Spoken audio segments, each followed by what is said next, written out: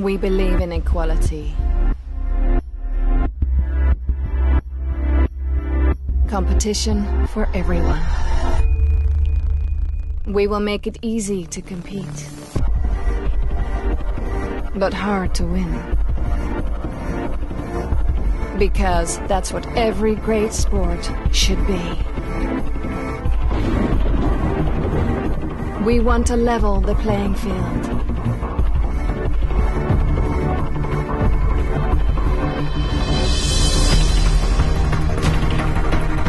We want to find out what good actually means. Because only then can you know how good you really are.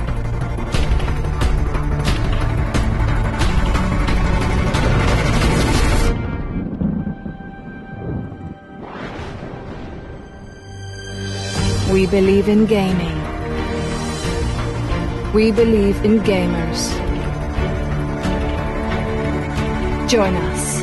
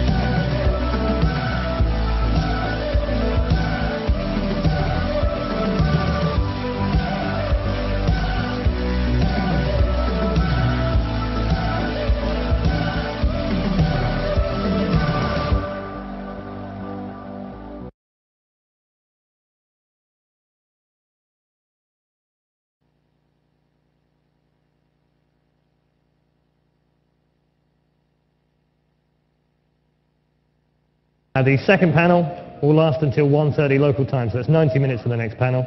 And it is eSports and marketing, how brands find their target audience in eSports. We've got a fantastic panel for you on this one as well. So please welcome to the stage our first panel member is the Managing Director and founder of Fnatic, a hugely successful global eSports brand and team from Fnatic, is Sam Matthieu.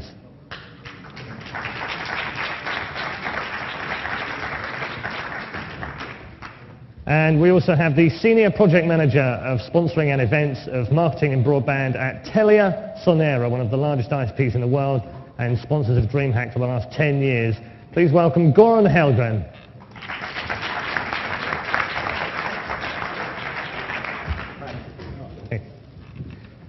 And the Global eSports Manager at Razer, a man who has a Bachelor of Science in Communication and Media, so he should be okay on this panel, Christopher Mitchell.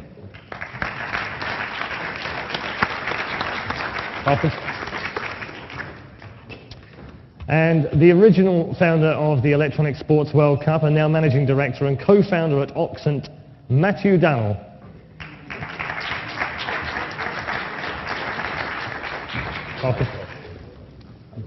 And our final panelist is a man that eSports will know very well. He's the Managing Director and founder of Team Dignitas, Michael O'Dell.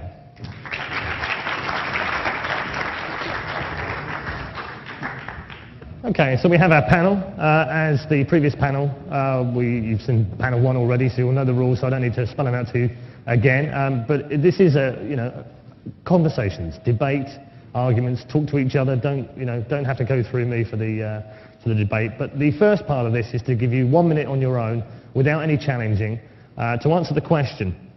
And the question in this one is, how do brands find their target audience in esports? If we can start with you, Sam. Okay. Hi, everyone. Obviously, I've been involved for a number of years, and I think what's come apparent over the years is how amazing our audience is, and that audience is predominantly the younger male, the sort of 15 to 34-year-old male. And I think what's happening more and more is the sort of moving away from things like watching TV, reading magazines, and spending most of their time online. And so for us, when we go out, when we talk to sponsors, when we talk to media, it's really about this is the way to reach and engage this audience, this young male, the sort of hardcore, as it were, of the technology scene. So I think when it comes to marketing, it's a great opportunity because you can do things that are unique and new, and that is reaching through teams or events where you can travel the world and basically see the life of aspirational life of a gamer as a marketing tool for these brands. So when we go out there, it's definitely like you're associating yourself with a team, a player, just like a sport, and you're reaching this audience in a way that they wouldn't actually be reached through TV or traditional advertising. Okay, go on. Same question. Telia, just a short story. We are the biggest telco operator in Sweden and the Nordic region, providing broadband, mobility, network, etc., TV. Our challenge, of course, is to sell more broadband access and increase the value of our brand. That's my business. How do we reach the target group? Our stock of customers is becoming old. We want to reach this target group, and where do we find them? Well, in front of the computers. So how we reach them? We realized that we traditionally had done a lot of advertising in papers and magazines, TV broadcast, but we realized that this target group, they don't read papers, they don't look at TV, the normal TV. So we find new channels, and one of the channels was DreamHack. There have been DreamHack since a lot of years, and we're trying to reach that target group through tournaments. In this case, our strategy says right now that we are working with tournaments, not teams or individuals, but the future starts next year in my budget, so we'll see. But so far, tournaments has been a way of reaching this target group. Okay, Chris, how does Razer reach their market? So I mean, most people might be familiar with Razer, with the world's largest gaming peripheral manufacturer, and as such, we've been pretty much supporting esports since the beginning of esports. Maybe not reaching back to 1980 or that, but since it's comparatively played on computers, we've been there, and we've been supporting, whether it's teams, tournaments, everything really. And historically, our largest marketing budget has been spent on esports. So the target group, as Sam mentioned before, is like obviously looking at young males, 15 to 25 or so. That's the 100% match to the target group that Razer is obviously looking at. Over and above, it's not just a marketing tool for us, since we're obviously also looking at involving programs to develop our products. We're recruiting professional gamers to work for us. So we have multiple angles why esports is relevant for us, or competitive gaming in general. Yeah, and we've been doing that for a long time now. Okay, and Matthieu? Hi, so I'm part of the panel because I'm an esports event producer with the Electronic Sports World Cup for 10 years now. And in my opinion, I think that esports is about emotions a lot, and that's why brands are coming, because esports is regroup a lot of values, and I think that we will talk about this today. And it puts human over technology. That's the main idea I want to defend today. Okay, short and sweet. Michael? Yeah, I think we've got really quite a good ecosystem in esports at the moment. Sam stole most of what I wanted to say, but we have the teams, we have the tournaments, we have the sponsors like Razer that have been around for years. We've got the developers that are all pushing esports, so we've got a really quite good ecosystem to actually push the message to such a further place. And then you also have companies like Twitch that have come in now, and we have a new way of reaching people. At the beginning of esports, when I started, we were all chasing mainstream media. Now it seems that because of the way that streaming has developed, now mainstream media is chasing us.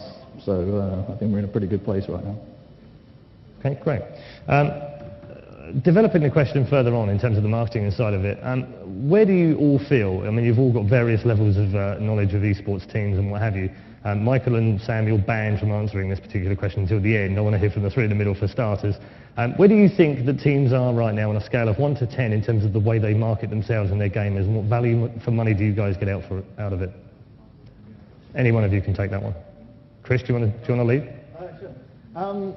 Sure. From 1 to 10, you can really find everything. Like, there are teams that have absolutely no clue how to market themselves. There are teams that do a very good job.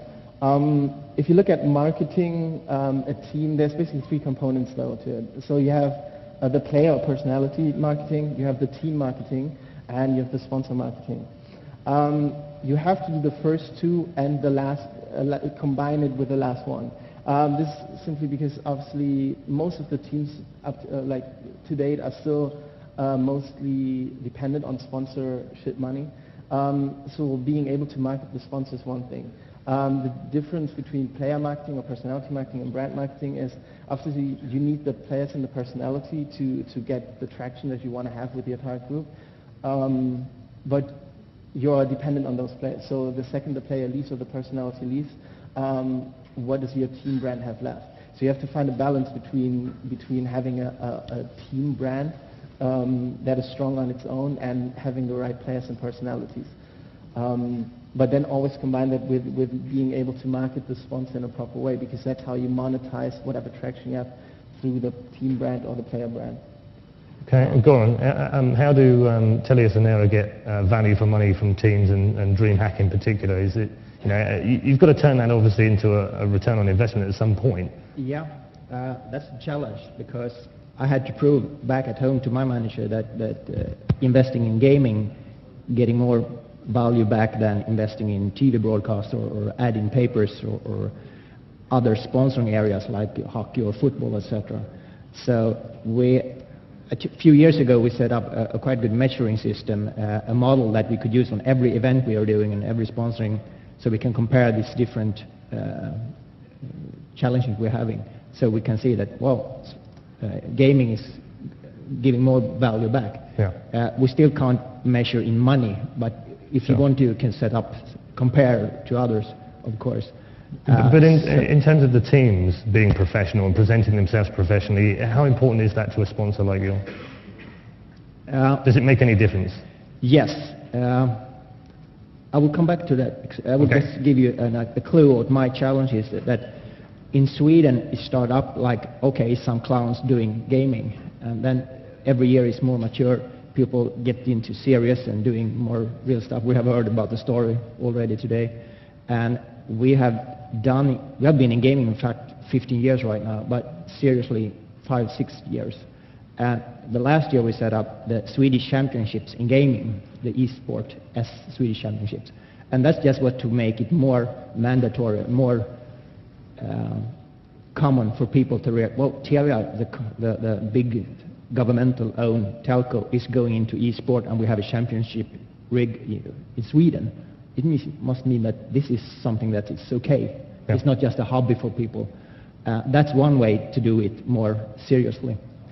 Sorry, Gorän. Yeah. How does that differ for you, Matthieu, as a tournament organizer? And does it matter the fact that the teams are professional or not, or does it add value? Yeah, I'm sorry, I didn't. In terms of what Gorän was saying, it's very different for him in terms of being a sponsor. But for you as a tournament organizer, how important is it for the players to be professional and present themselves, and the teams to market them properly? Yeah. We try with the Electronic Sports World Cup to start from the ground worldwide with a license organizer that qualified players. So we mix at the beginning a lot of different groups of people, but at the end of the Electronic Sports World Cup we have a lot of professional teams that are engaged in the tournament, if it was the question. So Okay, I mean, you were speaking anyway. Considering we have this championship, so this esport tournament, and also at DreamHack, we also see the importance of good teams, and they are professional also in behavior, the way of they treating sponsors, because if you pay them, you want something back, and we want our brand to be branded in a proper way, or the way we want to. And it means that if a team get sponsored, they need to behave in a certain way. Okay, just coming back to the original question, out of 10, where would you rank teams right now, generally? Chris, where would you rank them out of 10, in terms of their own marketing of their players and the way that they market their teams? Well, the best teams, like whether you look at a Mouse Sports, an EG, a Team Liquid, Fnatic, Dignitas. Dignitas, not in my view. If you look at those teams, they know how to be professional. So, I mean, we're going back to what defines a professional team. And there it comes to how do you behave in public, how do you work with media, how much you cooperate with your sponsor, right? These are things that make a team relevant. And there are teams like the ones that I just mentioned that do that very well. Sure, but in terms of a comparison, I suppose, is probably a sports team, because that's what we always come back to. How far away are these guys from hitting that kind of, maybe not the Manchester United of this world, but certainly big sports teams? Well, in that case, you're drawing a comparison to absolute mainstream sports, right? As in, because there's a lot of sports out there, whether that's like wakeboarding or like the non-mainstream sports, right? Where athletes are even further behind than esports. So, if we're looking at maybe soccer, something like that, then obviously the teams still have lots to catch up on. But the development that you see over the last couple of years is quite substantial. Like even within a year, you see a player going from that kid on the live stream who's cursing everyone to a role model for gamers that doesn't curse on the stream, that cooperates with this one, that puts a sponsor not first, but like very high in their priority and make sure that they deliver. They understand that winning, well, we say winning is everything. In terms of the sponsorship, winning is not everything. There are teams that don't necessarily, or players that don't necessarily win all the time, but by the way they engage with their fan base, that's how they create the value. And for us, like when I look at a sponsorship, I don't look at the achievements first. I look at the fan base first. Really? Okay. Because ultimately, that's for a sponsor. That's how you can monetize the player, and that's ultimately what we have to look at. But it's interesting, Chris, that you say that you don't necessarily look for the success, because success is generally accepted as the marker of, if you're involved with a successful person, therefore you're successful. Yes. So to that point, usually success comes with the fan base, but it's not 100%. Correlation. Okay. So you can have a huge fan base without actually winning, and you can be winning all the time and not have a fan base. Okay. So at the end of the day, for us, what it comes down to is having that fan base as well. Okay, I mean, so that's an interesting point from a sponsor's point of view. Michael and Sam, I want to bring you in now. For you guys, is that, when you're recruiting players, obviously you're looking at the guys that are coming up, you're trying to find the next Stefano, or the next greatest team that's coming through for Counter-Strike or StarCraft or League of Legends or whatever. But are you actually doing the same as Chris? Are you thinking, how can I market this guy? Or is this guy marketable? Or is this, is this team going to look good in front of a crowd when they're playing? Or are they going to engage with their fan? Are those important things? They are important things, I know they are. But are they the most important things for you when you're recruiting players? I wouldn't say they're the most important things. I think you have to look at each individual player, each individual team for what they will contribute to your business, because we're businesses as well. Some players are just instantly marketable because of their personality. Some players are marketable because they are going to win. Some players that win don't have that much of a personality. Sorry, anybody. And because they win, that's where they get the exposure. Enough. Yeah. So you have to deal on it on a case-by-case basis. Okay, Sam, do you agree with that? I think it's like a combination of factors. When I'm talking to event organizers, one of the things I say is that you want to make a player professional, you don't pay them prize money, you pay the teams, because we're the ones that drive the professionalism in the players. Because you see it as it's the teams, it's the players, and then it's the organizers. And what we do is we try and put them in good clothing. We try and teach them how to present and talk to the media. We basically make them look and act more like a professional. And I think ultimately that's where a lot of people get it wrong, because they assume that it's just going to be the teams are going to make it happen, but realistically they keep putting more money into prize money, and that actually ends up with a load of radical players who can go to these events on their own. They don't even need the teams, but actually the ecosystem is around us because we make them marketable.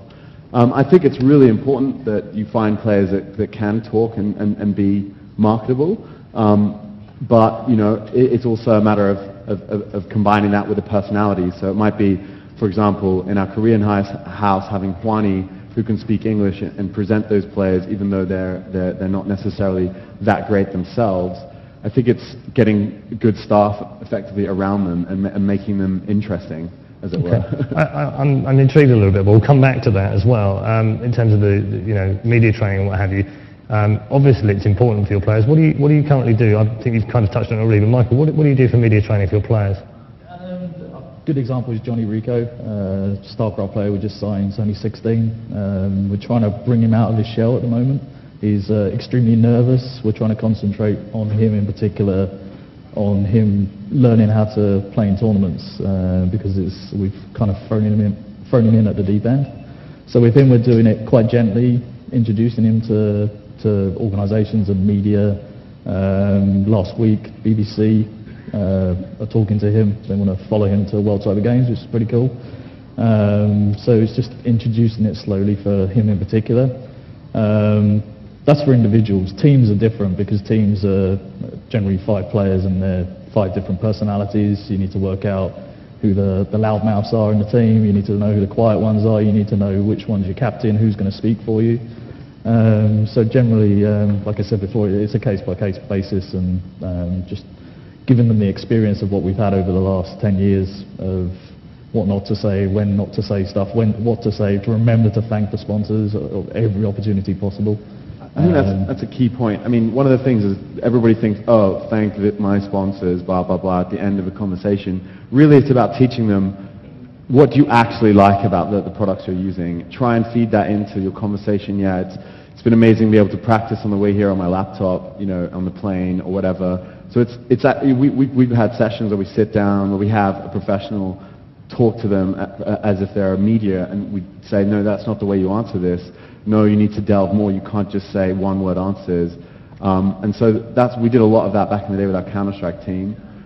These days, I mean, League of Legends, they've come a long way in about like a year and a half. I think when we first picked them up, they were just, get away from me, I'm not wearing that, I'm not doing any of that.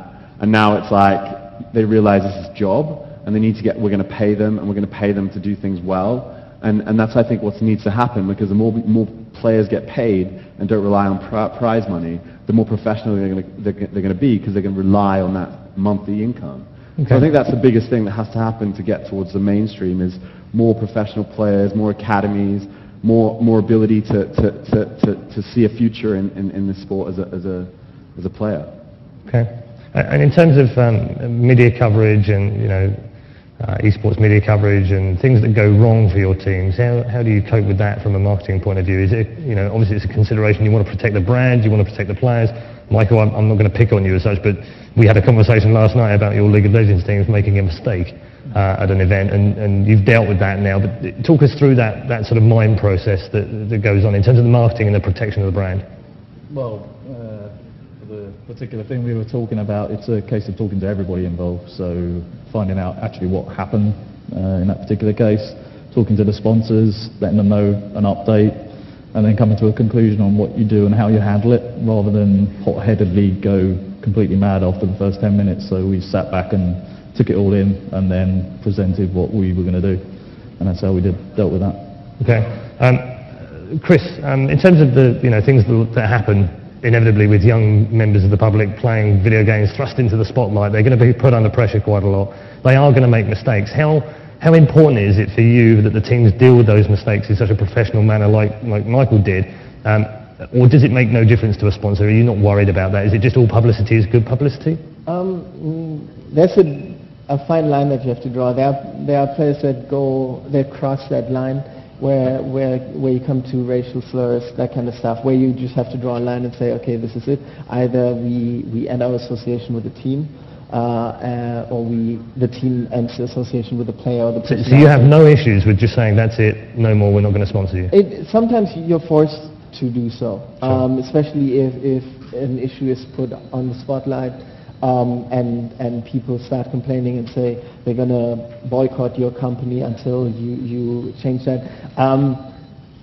Take it with a grain of salt, I suppose, because these things happen every now and then it's upon, I guess, the company, the sponsorship manager, whatever it is, to see how grave that mistake that's been made really was. Like in case of the Team Dignitas LOL team, for example, there wouldn't be a reason to make a major move. There was a mistake by the players that happened, but it's not grave in that sense. And at the end of the day, people got some eyeballs on it. The only people that really suffered from it at the end were the players themselves, because they didn't get the prize money. Yeah.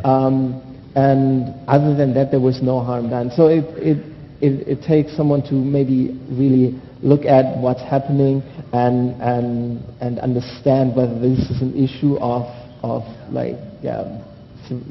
severe. But do you not think that the players being so young? I mean, Michael mentioned Johnny Rico. He's 16 years of age. He's been thrown almost, with no disrespect to Dignitas, to the lions. Effectively, he's put on major TV networks. He's got to do sponsorship runs, and he's got to go into tournaments that he's never used to before. This guy was playing in his bedroom 6 months ago, and that jump is enormous. Do you not think that the responsibility to that player lies directly with the team to make sure that he's able to cope with that? But what I as a sponsor would look at that point in time is how the team handles it posting, because you can never prepare for any situation, even as a team manager. No matter how high my expectations are to a team manager, there are things bound to happen that go wrong.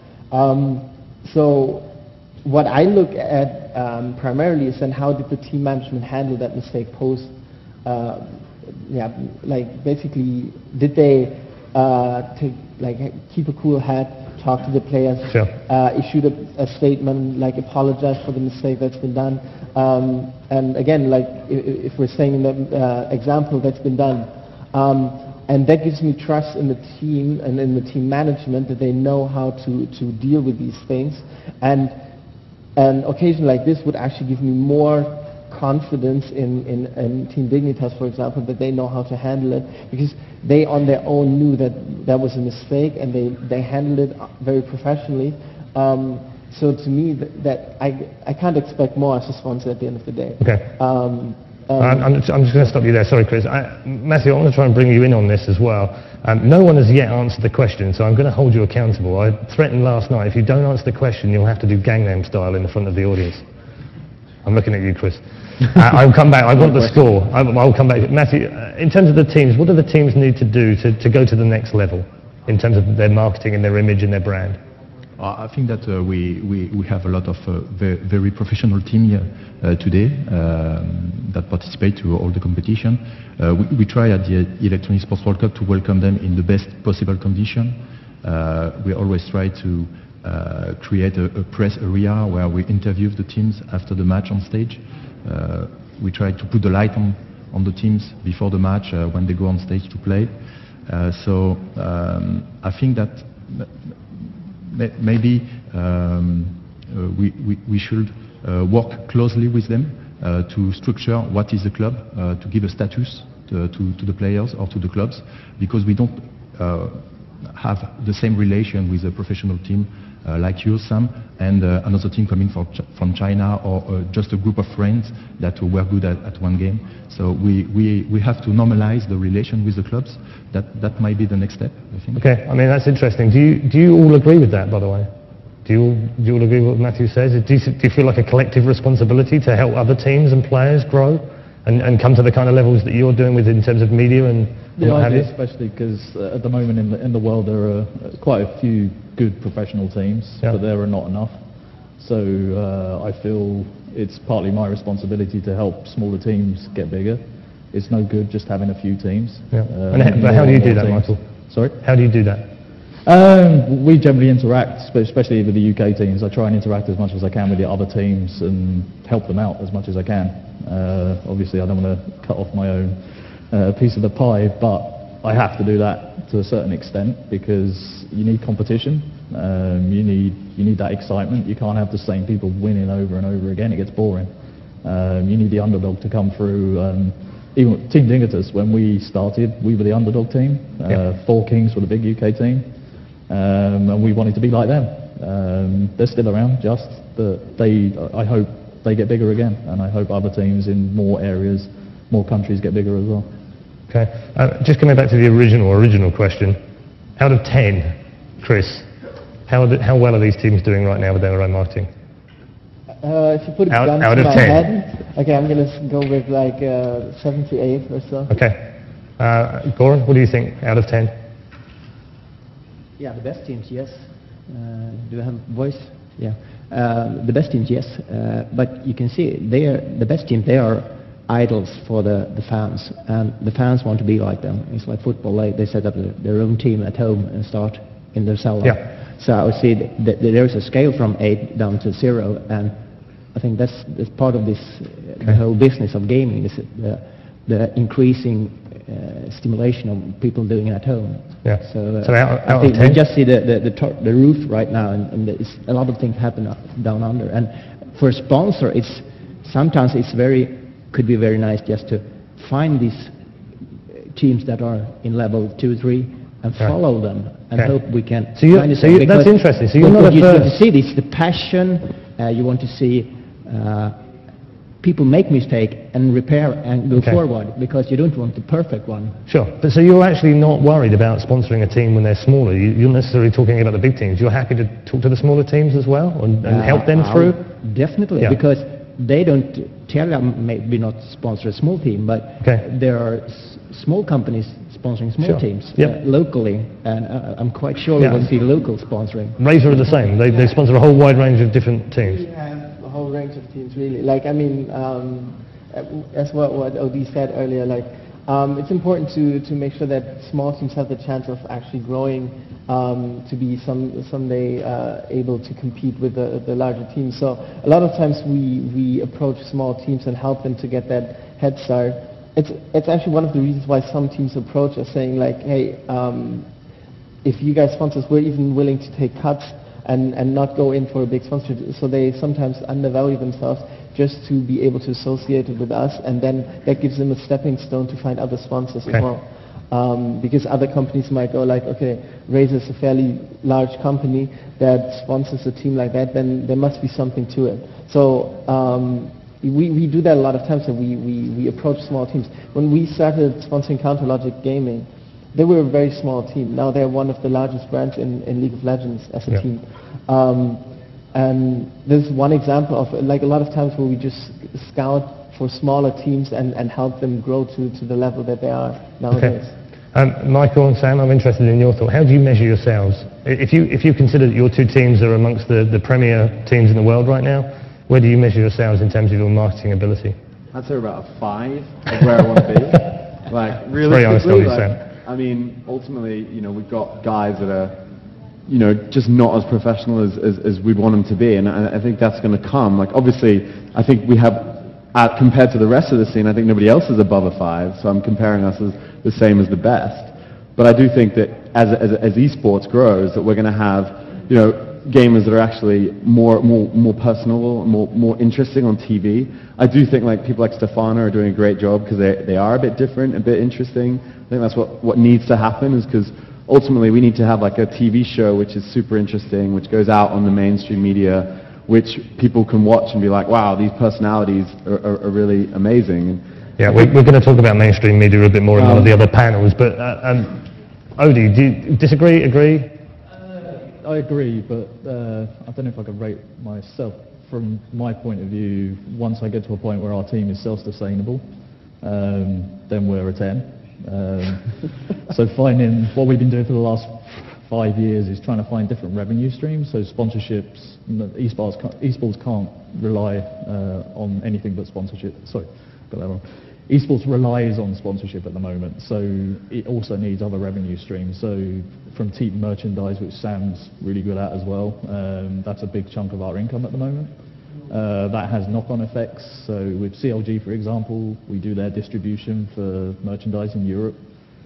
So finding other revenue streams so I can pay the players, I can pay my staff, but not just pay them, actually have a real salary.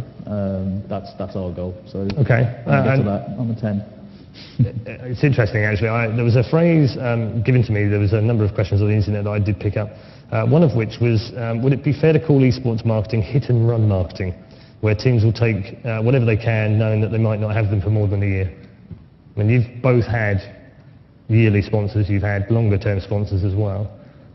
Is it hit-and-run marketing? It depends on what the goal is at the start of it. So companies like Razer, they know what they want and it's easy to deal with them. When you have new sponsors coming in that don't fully understand the scene, they need to be educated. Hopefully they do their research before they come in. Hit and run marketing, sometimes it happens, but I'm not a big fan of it. I'm more a fan of long, sustainable sponsorships. Of course, but some of the smaller teams to survive have to take short-term deals. Yeah, they have to, yeah. And they have to undervalue themselves just to get on the ladder. But to be honest, that's what we did when we started, and then you move your way up the ladder. But companies like Intel, for example, they've been sponsoring gaming since 95, probably 97, and they're still there sponsoring. Yeah. So it's a long-term investment. World Cyber Games, Samsung's a long-term investment.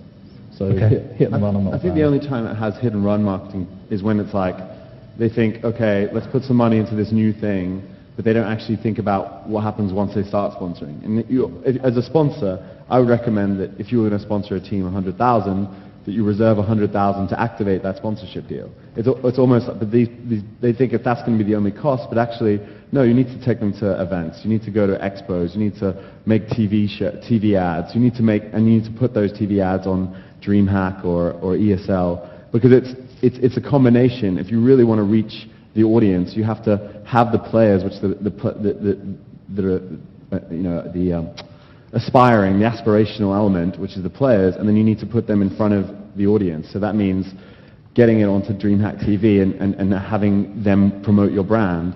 So yeah, I think hit and run only happens when they didn't do their homework and they're not willing to invest in the actual activation of the sponsored deal. Okay, going back to something Michael picked up already, Matthieu, I'd like to pick you for this one. Do you agree that esports needs to find sponsors outside of the technology realm? And if so, where do we find them from? Yeah, I think it's necessary. That's why we want to reach a greater audience. For example, we produce the event inside a big expo. That is a mainstream expo. We have some, it's the Paris Game Week. We have Nintendo, for example, that organize show in the expo. So we try to work with bank, for example, in the past, BNP Paribas, which is a big bank. They know that the video game market is huge, and that today everybody between 12 and 30 is playing video games. But esports is still a niche inside this great audience. So we have to create the link between the fans and the content, and that's what we are trying to do with the event we produce. Okay, and Gorän, Telia, I guess, are probably one of those hybrid companies who are, technology-based. They're an ISP, a broadband provider, a server provider, but they're not directly a tournament company or a host and what have you. You sit between the two, and if so, do you think it's important for your brand to have other mainstream brands involved in video gaming? Definitely. We have been a technology company a lot of years, but trying to get into the service business, to have the world-class services in our company. But we need more company to come in as a sponsor. It's good for us. And I also want to add that what you said, that 1 to 1 is minimum. I would say 1 to 3 when you say about sponsoring activation. If you put $1 in, you want 3 for activation, because you don't want signs. Everybody in Sweden already know Telia. We don't. Sure. We want the storytelling. We want the media production. We want the PR. It means that you have to work a lot before and after and behind. So just the log on the T-shirt is very low value. It's everything around, and then you come into teams, personality, etc. But I welcome more sponsor, and I think the target group and people. I think it's a question of learning, because I try a lot in my company to train and educate my colleagues what gaming is, what the target is, what they do, what they like, etc. To say this is an important target group. We want to address them, and I think this lack of knowledge is why we don't have more sponsors. So it's just a question of time. Do you think it's just a general education of other people? And then you're back that we need more coverage in media. Okay, and Chris, you guys are very firmly at the centre of esports in terms of, they're your core audience. So if other big sponsors come in, Red Bull have done gaming now, and Virgin are talking of gaming, and there are some other very big sponsors coming into it. Does that marginalise you guys, or does that help your brand? No, I don't think that marginalizes in any way. I mean, it's important to help grow the industry further at the end of the day. Companies like owned and Twitch actually help doing that, because while mainstream companies like non-endemic sponsors in that sense are not necessarily interested in sponsoring teams or events itself, they are already investing in this industry through their ad buys. Traditionally, a lot of these companies are more traditional in their approach to marketing, that they prefer just media buys, like they buy banners on whether it's owned or Twitch nowadays. Those are already the forward-thinking companies outside of out of the technology belt, but it is a stepping stone again between just TV ads and then going all the way to just team sponsoring or event sponsoring. So they in some way get familiarized with the industry that we're in. And okay, so going back to your question whether I think that marginalizes us or it helps, I think it helps us. We are actually working on the side with getting on. Okay, so we're working with these companies like Red Bull, some other companies where we're trying to get them to invest into esports and bring gaming into a more mainstream and lifestyle kind of audience, because ultimately it enlarges our target audience as well. It helps us grow the industry, professionalize the industry. The more money is on the line, the better teams behave in that sense, the higher the expectations are. There are sponsoring experts coming from other industries that bring their knowledge and their expertise to the industry. So all these things, at the end of the day, help grow gaming as a legitimate sport, which is, of course, what we want to do, since at the end of the day, gaming is how we make our money as well. Yeah, indeed. Okay, so that's a good point to just take a very quick pause. Remind you, if you're watching this at home, or wherever you're watching actually in the world right now on Twitch, don't forget to get involved on Twitter. You can ask questions to the panel. We'll pick out a number of them via Twitter. It's the hashtag is #VEC, or you can just @ my name and we'll pick it up here and we'll ask the best ones to this particular panel. We've got 20 minutes or so of this panel left, so there's a chance we'll get some questions through. Fire them off. One of the other questions that I had to pose to you was, other than outside sponsors, how important is it, bearing in mind the first panel, how important is it to have a federation but work with sponsors, bring the teams together, rule sets, unions and what have you? I just wanted to try and get your thoughts on that, just briefly, each of you. Sam? I think for the ecosystem, it's important that we have some sort of body to stop, unprofessional behavior. I don't think it's going to help necessarily bring in any of the mainstream sponsors like Coca-Cola. It'll only help them stay, as it were, because if they were to come in and then there was unprofessional things that happened, like events get cancelled or teams perform badly or there's racism, that automatically will scare these big sponsors and make them leave. So I think realistically it's something for the stability and longevity of esports, but it's not necessary for the big brands to get involved, I think. Interesting. Do you share that sentiment? Yeah, a little bit. But I want to go back to what I started with this session about we need to legalize it, more credibility. It means that if we can put a structure on our tournaments, what we're doing, especially the e-sport, it's easier for me as handling the sponsoring in Telia to convince my manager that this is something really happening. It's not just internally some hobby. Yeah, and does that mean that then you believe that maybe governments need to get involved and we need to be with governments for the big sponsors then to go, oh, it's okay, it's government controlled, it's government run, or it's got government backing? I would say a coordination. I welcome a coordination in the beginning. Sure. I don't want to set a time when it should be government, not governmental. Sounds trouble. Right. But I think you can just dream. If this would be Olympics, in the Olympics, what would happen? Yeah. I haven't thought enough about what will happen. So I think we shouldn't hurry too fast. Okay. Matthieu, I want to bring you in. You've worked with local government with previous ESWCs, and how do you go about getting there? Yeah, we worked with the support of the Paris and the district of Paris, because they saw in ESWC something very strong to create a link between institution and youth. And we worked a lot with a city in France to associate them to the selection of the players. We dream about a system where you go to a video game club as you go to a music club, for example. And I think that they are good. This is a good media to create education, to favorize education. But which came first? Did you get the government support first and then that helped get sponsors? No, never. In fact, they came at the end. It all starts with the power of one big sponsor. In my history, we had a great relation with NVIDIA during years, and it was like the first locomotive of all the sponsorship behind.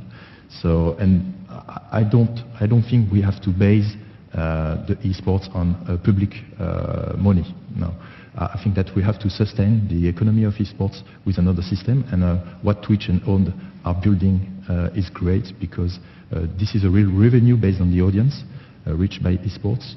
But to go to the question of the governing body, I think it has to start from the players, because you think it has to come from the players? Yeah, from the players, because we need a system that regulates the assignment of rights in all of this economy based on the audience and on ads on the audience. Okay, so, I mean, I don't disagree with you in terms of the players need some form of union for support, for contract negotiation, what have you. But do you not think that because of the industry, the way that we are, it's a very young demographic of players? Do they necessarily know at 16, 17, 18 that what the power of a union is, or even how to form that? Does it need one of us old guys to go and start a union for them? I don't know. We have to start. I don't know. But you think that the power should come from the players? Okay, it's interesting. Michael? Yeah, I agree exactly with that. The teams need to... That doesn't worry you as a team owner? You don't think the players having more power... No, I'm a bit of a dreamer. In my world, everybody's happy and smiling, and I'm looking long-term at what we're doing. So I believe that there'll be a series of bodies. So you have the players, you have the event organisers, even the developers one day. Imagine if they all got together and had a little body. That would be quite interesting. How long well, do you not think if all the developers suddenly twigged onto the fact that we're using their games to broadcast and we're making money from it, that someday they're going to go, wait a minute, this is pretty cool. We could make a federation and stop people using the game unless we say so. Yeah, is that not the start of a federation? Yeah, well, I personally think that developers should be the governing body really for their games, their IP. But down the food chain, in the UK, for example, one thing that we've just joined is UKI. UKI is the UK Interactive Entertainment Industry, and we're now a full member of that.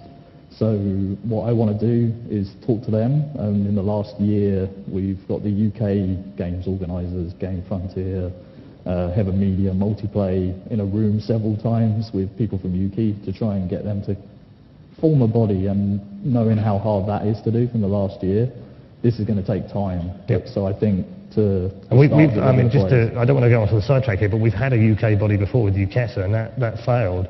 Yeah. But it is still aligned with the IESF, which doesn't seem to have any teeth. So yeah. Is there too many fragmented attempts at doing this? Do we not just need someone to come in forward? In the past, yeah, there's been lots of fragmented attempts. UKI's a different body. UKI's an official body which has access to government. It's an independent body that acts on behalf of all the developers and all the industry in the UK. So okay, well, I'll stop you there, but we'll keep an eye on that closely. I just want to bring Chris back in. He hasn't had his say yet on this particular subject. So how do you feel about it? Do we need a governing body to bring the big sponsors in?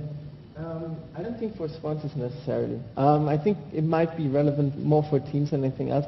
One thing that might be relevant for me as a sponsor is, and that goes back to the hit and run marketing question as well, is that as a sponsor, ideally I look at long-term marketing strategies, because associating myself, or like my company, my brand, with a player or a team for just a short amount of time doesn't really pay any dividends, because like 3 months later it's another company sponsoring them, then those players never really get associated with the brand. And then to really reap the long-term benefits, you need to be able to sign teams and on a long-term perspective. So a governing body that can prevent player poaching, these kind of things would be relevant.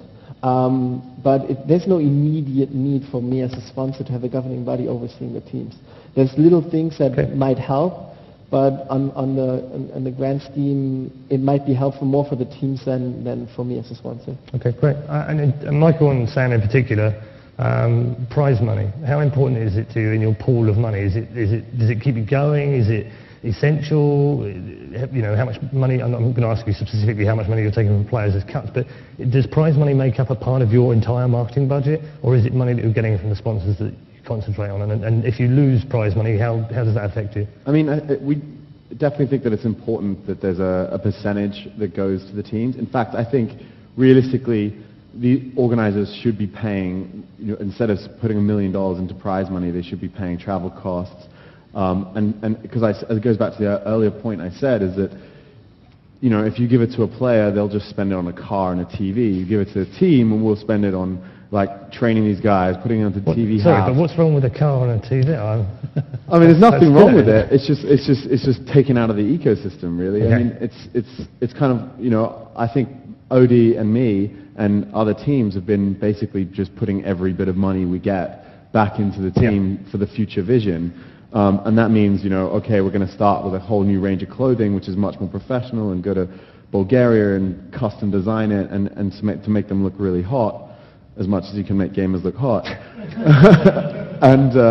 But yeah, and that's kind of like, that's why I think it's really important that prize money it's not all about prize money, and if it is, you know, you can say, oh, it's $1 million, but we're giving the teams 20% of that for travel costs and accommodation.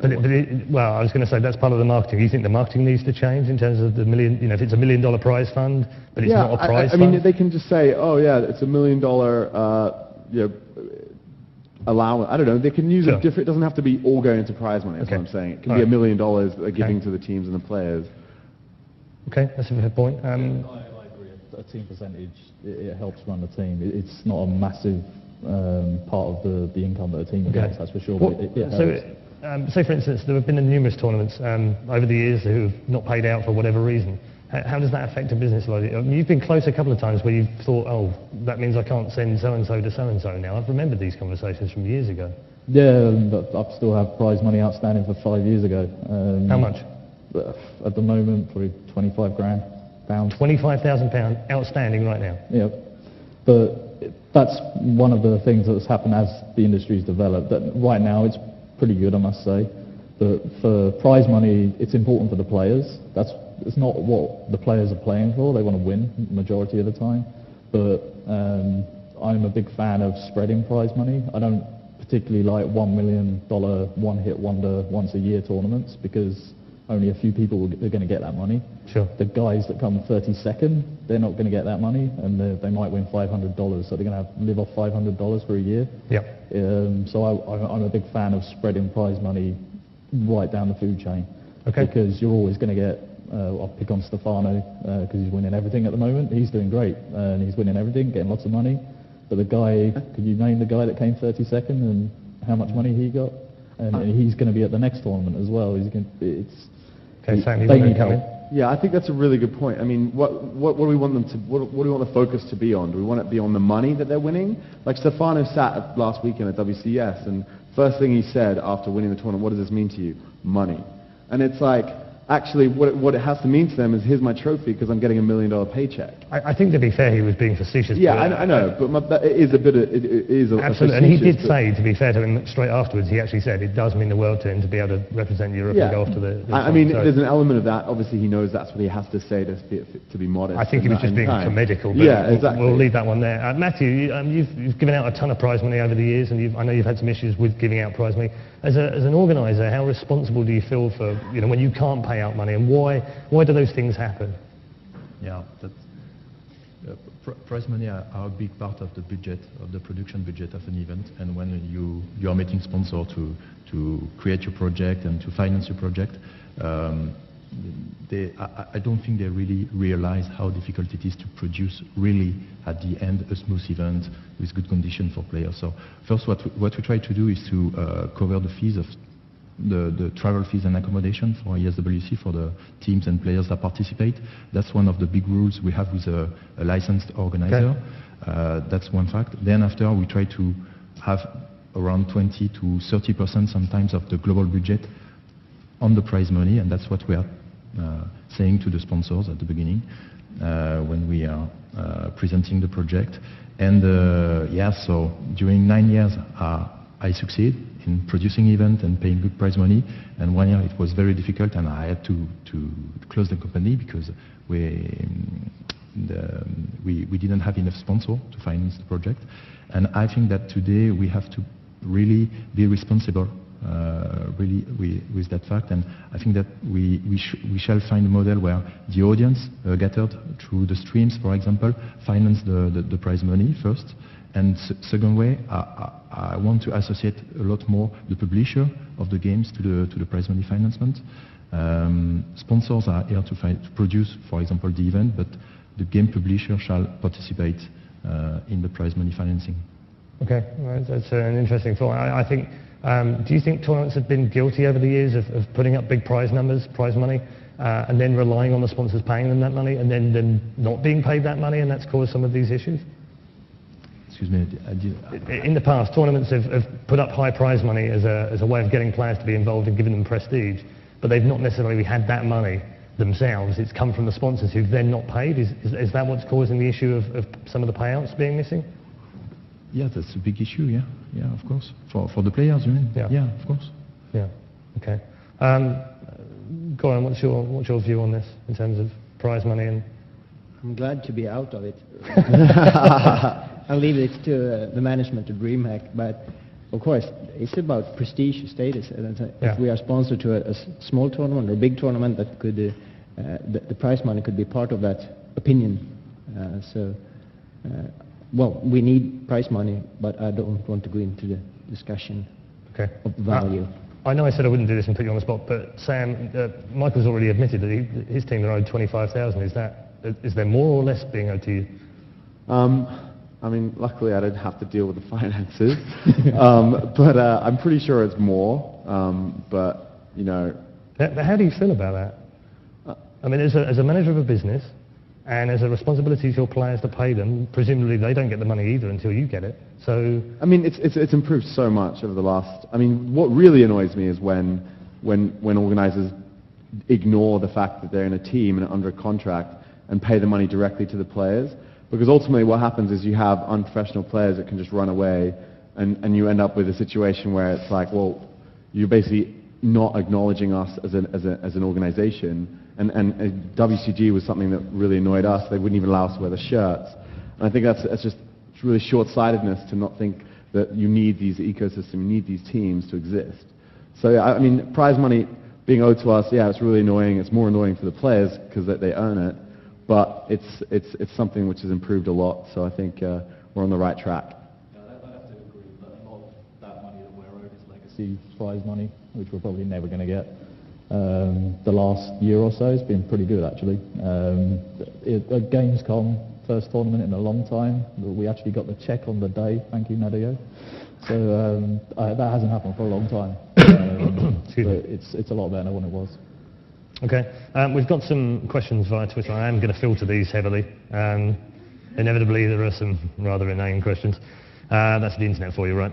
Well, there was a couple that complimented Odie on looking like a snooker player, which I thought was worth mentioning. It's better than the bouncer. Yes, it is better than a bouncer. There was a serious one on here. Is it useful to having a governing body only with teams without being involved, but just representing the leagues that they compete in? So in other words, having a governing body that doesn't look after the players? Yeah, I think it's useful for the teams, the organizers, to get together and, you know, I mean, if a player gets banned from an event for drug taking or something, he should be banned from all the events, right? I mean, right. that should happen. And I think there are, obviously we don't want to have an oligarchy or whatever, I can't even say that word anymore, but as in we don't want to have a situation where they collude and, you know, keep the prize money down or the travel costs down or something like that, but we want them to collude in a good way, I suppose. Okay. A few other questions. I'm just going to throw these out there, and feel free to just jump in if you want to answer these. Teams used to be super important, but wanting the events to take care of everything, and then whining about not being paid any attention to. Do you think that teams have lost their influence over the last 3 years in esports? I mean, particularly Sam. I don't know if Michael was involved, but you were involved in the G7. Would it be fair to say that that failed, or didn't work as well as it should have done? No, I think there was some problems at the end, but we did a lot of stuff in the early days, which was good. And I think what happened is the games changed. So there was like a shift about 2 years ago from Counter-Strike to StarCraft and then League of Legends. And I think that what's happened is that some of the newer teams in League of Legends are starting to realize what they need to do to become a professional team, and they're no longer just running a website and selling ads. They have to put, you know, video production together, an editorial team, T-shirts, sponsorship packages, all that sort of stuff. And I think now it's coming back to the point where yeah, maybe teams lost a bit of influence, but it's kind of reorganizing itself. And you know, I think that... Does anyone agree or disagree with that, particularly passionately? No? Okay, we'll take one more question from Twitter before we close this particular panel. We are going to have lunch, by the way, after this. It'll be a 90-minute break in between. For those of you who are on the panel, you need to find Frederick, who will be at the back of the room. He'll tell you where to go. That's just for the panelists, by the way. Final question on here is from a chap on Twitter called @RickyMaru, who says, do you think it's possible for esports to not rely on sponsors as much as it is now? In theory, could we ever have an esports tournament system, ecosystem, without any sponsors in? Gorän, take that one. Without sponsors? Yeah, without. But do you think esports could ever survive in its current format without sponsors? No. Okay. Chris? Yeah. I mean, you're going to say no as well, surely. There are ways for a team to supplement their revenue streams in other methods, but it's not going to be absolutely independent from sponsors. I mean, even like monetizing website traffic or stream traffic or whatnot is ultimately a form of sponsoring. It's finding a company that pays for the exposure you give them. So, yeah, I would definitely say no. Okay, how about you, Matthieu? Do you think esports could ever survive without sponsors? No, we just have to look at traditional sports economy. So sponsoring is half of the economy, and then you have the rights generated by the TV, and so no, it's we need that. We need that relation with the brands, and we need the value that is created by the relation. So it's very important. Every sponsor that comes into esports, if it's from sponsoring a tournament or sponsoring a team or sponsoring an individual player, it has knock-on effects to everybody else. So no, we need the sponsors. Okay. Ladies and gentlemen, our second panel.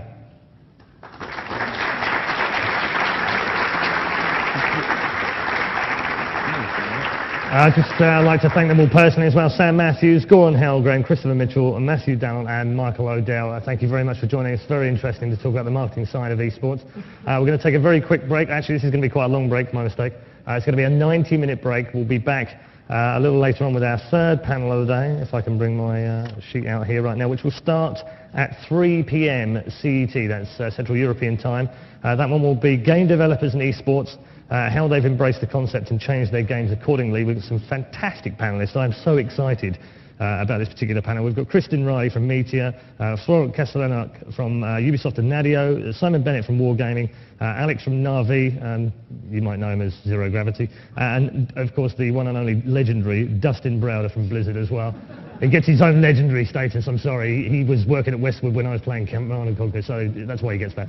We'll be back in about 90 minutes' time. Thank you very much for joining us at the Valencia eSports Congress, sponsored by Twitch.